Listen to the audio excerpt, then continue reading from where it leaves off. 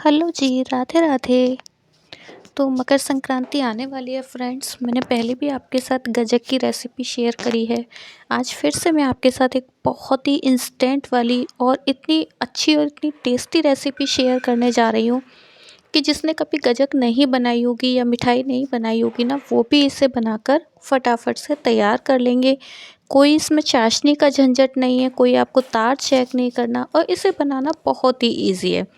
तो चलिए इसे बनाना शुरू करते हैं। तो सबसे पहले गैस पर मैंने यहाँ रख दिया है पैन, और मैंने ली है यहाँ पर कच्ची वाली मूंगफली। तो ये ना मैंने 1 कटोरी मूंगफली ली है। तो आप कोई भी कप या कटोरी सेट कर लीजिए और सारी चीज़ों का ना मेज़रमेंट उसी से करिएगा।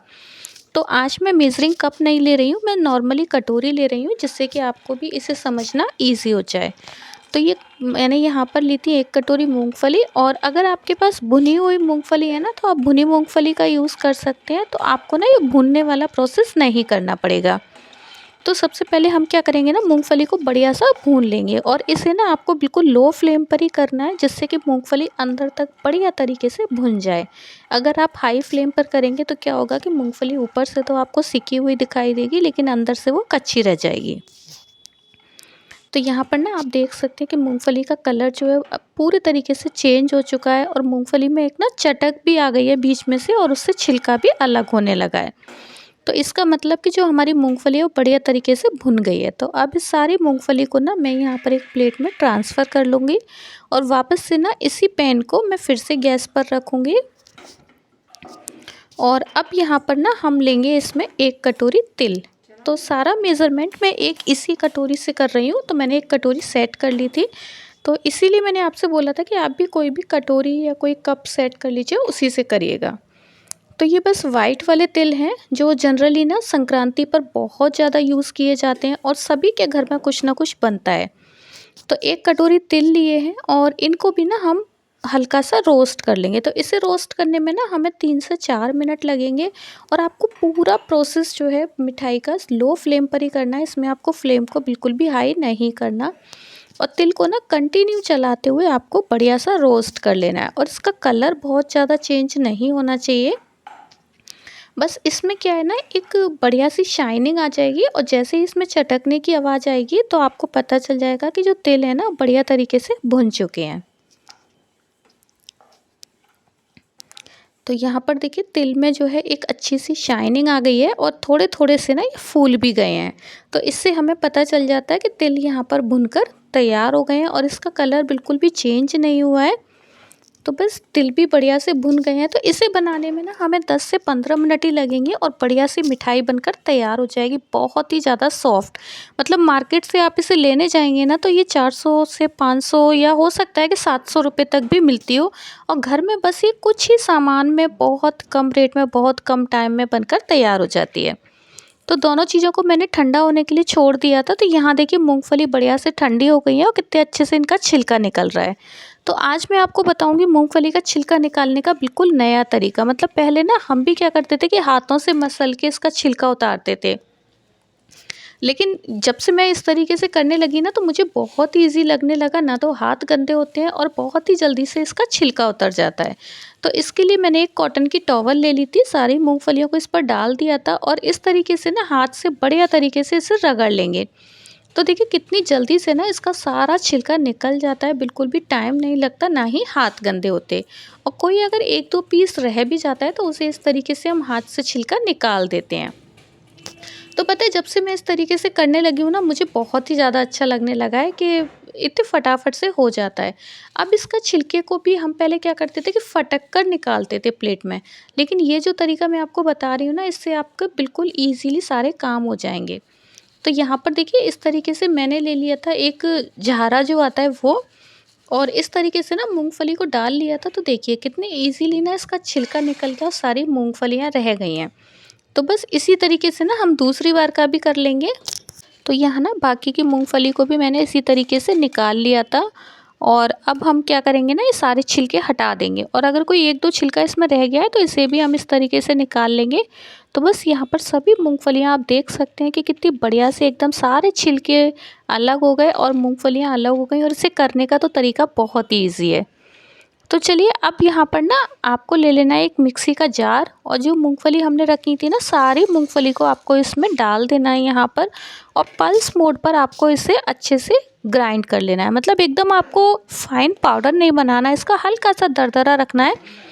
तो इसे ना लगातार से मत चलाइएगा, नहीं तो क्या होता है कि मूंगफली से ऑयल रिलीज़ होने लगता है और ये ना एक मतलब ड्राई फॉर्म में नहीं आती, चिपचिपी सी हो जाती है। तो आपको इसे ना थोड़ा एक बार चलाना है, फिर रोकना है, फिर चलाना है, फिर रोकना है। तो मूंगफली पिस गई थी, वापस मैंने वही जार ले लिया है और अब आपको इसमें डाल देने हैं तिल। और तिल को भी इसी तरीके से पल्स मोड पर बस 2 से 3 बार चलाना है, जिससे ना ये भी हल्का से दरदरे से हो जाए। एकदम फाइन पाउडर आप दोनों चीज़ में से मत बनाइएगा। और फ्रेंड्स एक चीज़ मैं आपको बताना भूल गई थी, यहाँ पर जब तिल मैं मिक्सी में डाल रही थी ना, तो उससे पहले मैंने 2 से 3 चम्मच तिल यहाँ पर अलग निकाल लिए थे। और यहाँ पर देखिए तिल को भी मैंने पीस लिया है, और इनको मैंने बिल्कुल फाइन नहीं पीसा है, थोड़ा सा दरदरा रखा है। दरदरा मतलब इनमें ना हल्का हल्का सा दाना आपको दिखना चाहिए, तभी जो तिल है ना ये जो हमारी मिठाई में बहुत ही ज़्यादा अच्छे से लगेंगे। तो दोनों चीज़ें यहाँ पर पिस कर तैयार हो गई थी। अब आपको यहाँ पर ले लेनी है एक इस तरीके की प्लेट, या आपके पास अगर कोई बर्फ़ी वाली ट्रे है तो आप ट्रे ले लीजिए, नहीं तो कोई भी अगर आप इस तरीके का टिन लेना चाहते हैं तो टिन ले लीजिए। जिसमें भी आपको मिठाई को सेट करना है उससे आप ले लें, और घी से ना उसे बढ़िया से ग्रीस कर लें। तो इस टाइम ना सर्दी बहुत ज़्यादा हो रही है, तो घी भी पूरी तरीके से जमा हुआ है, तो इसे ना मैं ब्रश से भी नहीं लगा सकती थी, तो मैंने यहाँ पर हाथ से इस तरीके से इसे ग्रीस कर लिया है और इसे रखते हैं साइड में। अब वापस से ना हम गैस की तरफ आते हैं, और यहाँ पर मैं रख दूँगी पैन, और पैन में आपको डाल देना है 1 चम्मच घी सबसे पहले, जिससे ना पैन जो है अच्छे से चिकना हो जाए। मतलब जैसे हम ग्रीस करते हैं ना किसी भी चीज़ को, तो पैन को भी ग्रीस कर लेना है। और इसके साथ ही ना उसी कटोरी से यहाँ पर आपको ले लेना है गुड़। तो गुड़ के ना आपको थोड़ा छोटा छोटा काट कर लेना है। तो इससे क्या होता है ना कि जो गुड़ है बढ़िया तरीके से जल्दी से मेल्ट हो जाता है। अगर आप पूरा का पूरा ऐसे ही डालते हैं ना, तो एक तो मेल्ट होने में बहुत ज़्यादा टाइम लगाता है, और कई बार क्या होता है ना कि जो मेल्ट हो जाता है वो गुड़ फिर जलने लगता है और बाकी का मेल्ट नहीं हो पाता। तो गुड़ को अगर आप इस तरीके से छोटा छोटा करके डालेंगे ना, तो गुड़ जल्दी से मेल्ट हो जाता है। और जैसे घी पूरा मेल्ट हो गया था, तो इसमें डाल दिया था 1 कटोरी गुड़। तो यहाँ पर ना 2 कटोरी गुड़ का आपको यूज़ करना है, तो मैंने पहले 1 कटोरी डाल दिया, मैं दूसरे काम में लग गई, तो पता है तब तक ना वो मेल्ट भी हो गया।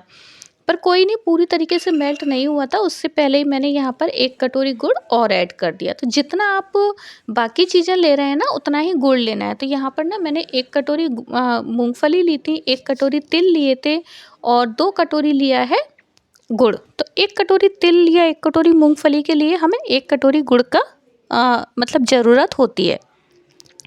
और गुड़ को ना बढ़िया बढ़िया तरीके से यहाँ पर स्लो फ्लेम पर आपको मेल्ट कर लेना है। तो इसमें ना आपको कोई भी तार चेक करने की ज़रूरत नहीं है, पानी में डालकर चेक करने की भी ज़रूरत नहीं है। बस गुड़ में एक बढ़िया सी उबाली सी आ जाए और इसमें अच्छे से झाग आने शुरू हो जाए, इतना भर आपको इसमें चेक करना है। तो यहाँ पर देखिए आपको दिख रहे होंगे कि गुड़ में बढ़िया तरीके से झाग आने शुरू हो गए हैं। इसी टाइम पर ना हम इसमें ऐड कर देंगे पिसी हुई मूंगफली, और इसके साथ ही इसमें ऐड कर देना है आपको पिसे हुए तिल। तो आपने देखा कि इसे बनाना कितना ज़्यादा इजी है, मतलब आपको चेक करने का झंझट ही नहीं है कोई। कई बार क्या होता है ना कि हम चेक करते हैं और उसके चक्कर में ना कई बार जो चाशनी है वो कच्ची रह जाती है, तो अच्छे से मतलब जमती नहीं है, या फिर ओवर कुक हो जाती है, तो वो उसमें कड़वापन आ जाता है। तो यहाँ पर आपको चाशनी को चेक करने की बिल्कुल ज़रूरत नहीं है। बस जैसे ही गुड़ मेल्ट हो जाए, एक बॉयल आ जाए उसमें बढ़िया सा, और उसमें झाग आने शुरू हो जाए, तो उसी स्टेज पर आपको इसमें सारी चीज़ें मिक्स कर देनी है। और अब आपको ना इसको लगातार चलाते हुए मिक्स करना है। तो यहाँ पर ना जो तिल और मूंगफली है ना, वो गुड़ में पूरी तरीके से मिक्स हो जाने चाहिए, और इसको बस आपको लगातार चलाते रहना है तब तक जब तक कि ये जो मिक्सचर है ना वो पैन छोड़ने ना लगे। तो आपको इसे ना बस 3 से 4 मिनट लगेंगे इसी तरीके से चलाते हुए, और ये जो मिक्सचर है ना ये बढ़िया से पैन को छोड़ने लगेगा। तो यहाँ आप देखिए ये इकट्ठा होना शुरू हो गया है, और इसने ना पैन को भी छोड़ना शुरू कर दिया है, मतलब ये ना एक तरीके से बंधने लगा है। तो हमें इसी स्टेज तक बस इसे लगातार चलाते हुए पकाना है। और ये ना अब यहाँ पर पूरी तरीके से तैयार हो गया था, फ्लेम को कर दिया था ऑफ, और इसे मैंने गैस से उतार लिया था। अब फ्रेंड्स हमने जो तेल अलग से निकाल कर रखे थे ना, तो हम क्या करेंगे कि इसमें से थोड़े से तिल लेकर ना ग्रीस की हुई प्लेट पर इस तरीके से डाल देंगे। तो इससे क्या होगा कि जो हमारी मिठाई है ना वो देखने में बहुत ही ज़्यादा सुंदर लगेगी। और अब हम मिठाई वाला पूरा जो हमारा मिक्सचर है वो प्लेट में फैला देंगे। और अब इसे ना इसी स्पैचुला की हेल्प से धीरे धीरे आप पूरी प्लेट में एक साथ फैला दें। और इस प्रोसेस को ना आपको थोड़ा सा जल्दी करना होगा, क्योंकि इस टाइम बहुत सर्दियाँ हैं ना, तो ये बहुत जल्दी से सेट होने लगता है। तो यहाँ पर देखिए पूरे मिक्सचर को मैंने प्लेट में इवनली सेट कर दिया था। और वापस से ना इसके ऊपर हम डाल देंगे थोड़े से तिल यहाँ पर। तो इसीलिए इन तिल को ना निकाल कर हमने अलग रखा था। और इससे ना देखने में ये जो हम मिठाई बना रहे हैं ना, ये बहुत ही ज़्यादा सुंदर लगती है और साथ ही एक टेस्ट भी आता है, इसमें एक्स्ट्रा तिल वाला टेस्ट आता है। तो यहाँ पर ना काफ़ी सारे तिल आपको डाल देने हैं ऊपर से, बिल्कुल भी जो गुड़ वाला पार्ट है ना वो अच्छे से कवर हो जाए। जितने ज़्यादा तिल आपको पसंद हो आप उतने तिल डाल सकते हैं। और इन्हें स्पैचुला से थोड़े से इस तरीके से प्रेस कर दें, जिससे कि जो तिल है ना वो गुड़ में अच्छे से सेट हो जाएंगे। अभी क्या है कि गुड़ एकदम गीला गीला सा है, तो ये बढ़िया तरीके से ना इसमें चिपक जाएंगे। तो चलिए अब इसे ना थोड़ी देर हम ठंडा होने के लिए छोड़ देते हैं। तो यहाँ पर 10 से 15 मिनट हो चुके थे और इस मिठाई को सेट होने में बहुत ज़्यादा टाइम नहीं लगता, इतनी ज़्यादा सर्दी में। प्लस मैंने इसे किचन काउंटर पर रखा हुआ था, तो काउंटर तो आपको पता है कि कितना ठंडा होता है इन दिनों में। तो प्लेट को मैंने बिना किसी चॉपिंग बोर्ड वगैरह के डायरेक्ट काउंटर पर रखा था, तो नीचे से भी उसे ठंडक मिल रही थी और बहुत जल्दी से ठंडी हो गई थी। तो ये थोड़ी सी ज़्यादा ठंडी हो गई थी। तो आप ना क्या करेंगे कि जैसे ही बस इसे प्लेट में सेट करें तो 2 मिनट बाद ही इसे ना कट लगा दें। मुझे ध्यान नहीं रहा था कि मैंने इसे किचन काउंटर पर रखा है और ये ना नीचे से थोड़ी ज़्यादा ठंडी हो गई। तो यहाँ देखिए कितने बढ़िया से इसके पीस निकले हैं। और इसकी मोटाई जितनी आप रखना चाहें उतनी रख सकते हैं। तो मैंने तो ना यहाँ पर जनरली मतलब नॉर्मली जो बर्फ़ी आती है ना उसी के साइज़ की इसे रखा हुआ है। और आप देखिए कितनी ज़्यादा अंदर से सॉफ्ट है बिल्कुल, और खाने में इतनी ज़्यादा टेस्टी, मतलब बहुत ही ज़्यादा अच्छी ये मिठाई बनकर तैयार हुई थी। तो एक बार इसे आप ज़रूर से ट्राई करिएगा और यकीन मानिए कि आप सारी मिठाइयाँ खाना भूल जाएंगे जब मकर संक्रांति पर एक बार आप इस मिठाई को बनाएंगे। और इसे बनाना इतना ज़्यादा इजी है कि आप पुराने सारे तरीके अपने भूल ही जाएंगे। तो आप एक बार ज़रूर से बनाइए। और हाँ, बनाने के बाद ना मुझे फीडबैक देना बिल्कुल भी मत भूलिएगा कि आपकी ये मिठाई कैसी बनी और सबने इसे खाकर आपकी तारीफ़ की या नहीं की, क्योंकि हर कोई इसे खाकर आपकी तारीफ़ करने वाला ही है। तो फ्रेंड्स, उम्मीद करती हूँ कि आपको मेरी आज की ये रेसिपी पसंद आई होगी। और अगर रेसिपी पसंद आई हो तो वीडियो को लाइक कर लीजिएगा, शेयर कर लीजिएगा, खूब सारा प्यार। जैसे आपने मेरी पहली भी गजक की रेसिपीज़ को काफ़ी सारा प्यार दिया है, उसी तरीके से इसे भी अपना खूब सारा प्यार दीजिएगा। और आपके जो प्यारे प्यारे लाइक और जो कमेंट्स होते हैं ना, वो मेरे लिए बहुत मैटर करते हैं, क्योंकि उन्हीं से हमें और मोटिवेशन मिलता है। तो फ्रेंड्स, एंजॉय करिए इस रेसिपी को, वीडियो को लाइक कर लीजिए, शेयर कर लीजिए। और हाँ, अगर आप मेरे चैनल पर पहली बार आए हैं ना, तो चैनल को सब्सक्राइब करना बिल्कुल भी मत भूलिएगा। मैं मिलूँगी नेक्स्ट वीडियो में नई रेसिपी के साथ। तब तक के लिए गुड बाय फ्रेंड्स।